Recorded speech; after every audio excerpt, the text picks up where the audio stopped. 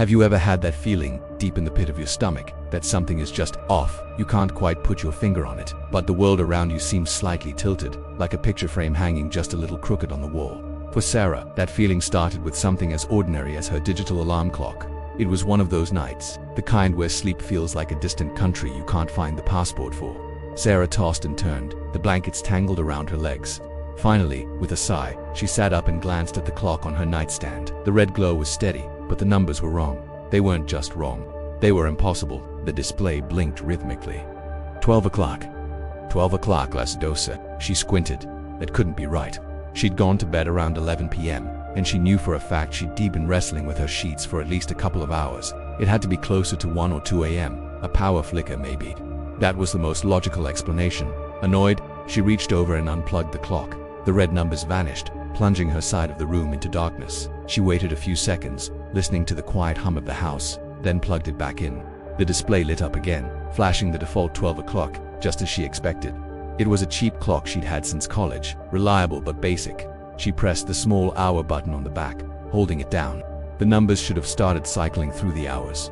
1, 2, 3, but they didn't. Instead, something strange happened. The first digit, the 1, remained. The second digit, the 2, flickered and then morphed into a U. Sarah froze, her finger still on the button. 1U0. What? This had to be a malfunction. She let go of the hour button and pressed the minute button instead. The double zeros at the end began to shift.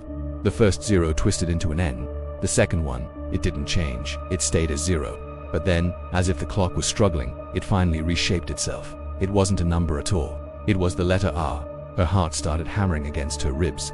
She stared at the clock, her mind refusing to process what her eyes were seeing. The display was no longer flashing. It held a steady, ominous red glow. The characters were jumbled, nonsensical. 1UNR. It looked like gibberish. A short circuit must be frying the display, creating random shapes. It had to be still. A cold dread began to creep up her spine. She unplugged it again, more forcefully this time, and plugged it back in. The flashing 12 o'clock returned. Relief washed over her for a split second. It was just a glitch, a weird, spooky glitch, but a glitch nonetheless.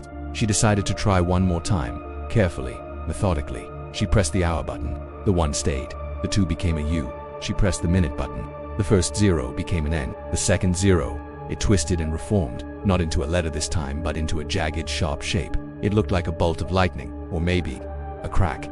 Sarah leaned closer, her breath catching in her throat. The display read 1UN, then the last character flickered again. It wasn't a lightning bolt. It was a letter, trying to form. The segments of the digital display lit up in a sequence she'd never seen before. Slowly, deliberately, the pieces connected. An RAU, an N. The letters formed one by one, replacing the numbers until they spelled out a single, chilling word, RUN. The 2 dots separating the hour and minutes remained, like a pair of watching eyes. RUN. The message was clear. It was impossible. It was insane, but it was right there, glowing in the dark.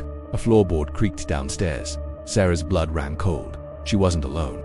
That feeling of wrongness that had been nagging at her all night suddenly intensified, becoming a primal scream of terror in her mind. The house was supposed to be empty. She lived alone. The doors were locked. The windows were shut. She ripped the clock's cord from the wall socket, throwing the small plastic box across the room where it clattered against the far wall and fell silent. But the image was burned into her vision. The glowing red letters. Are you in? Another sound. A soft, dragging noise from the hallway just outside her bedroom door. The sound of fabric being pulled across the floorboards. It was slow, deliberate, and it was getting closer. Her mind was a whirlwind of panic. Who was in her house? How did they get in? And the clock? How could it know? Was it a warning? A threat? It didn't matter. The message was the only thing she could focus on. Run. She scrambled out of bed, her feet landing silently on the plush carpet. Her window, it was her only way out. She moved towards it, her body trembling uncontrollably. Her hand was on the latch when she heard it, a faint scratching sound on her bedroom door. Scratch, scratch, scratch, like fingernails dragging down the wood. Then a voice. It was a whisper, a dry, raspy sound that seemed to snake its way under the door and curl around her ankles. I know you're awake, Sarah. Her breath hitched. She knew that voice, but it couldn't be. It was impossible. It was a voice of the technician who had come to fix her internet last week. A friendly, unassuming man she'd barely paid attention to. He'd been in her house. He knew the layout. He knew her name. I fixed your clock for you. The voice rasped, closer now, right against the door. It was running a little slow. Thought I'd give you a heads up. A soft metallic click echoed from the other side of the door. The sound of the lock on her bedroom door, a lock she never used, being turned from the outside. He had locked her in. The scratching stopped. The doorknob began to turn. The The clock had been right. It wasn't a malfunction. It was a message, a desperate, final warning from a simple piece of technology that somehow knew the horror that was waiting just outside her door. And now, it was too late. The time had run out. Thanks for tuning in to our story tonight. Sometimes the most terrifying things come from the most ordinary places. If you enjoyed this chilling tale, don't forget to hit that like button and subscribe for more stories that will keep you up at night. Stay safe out there, and always check your clocks.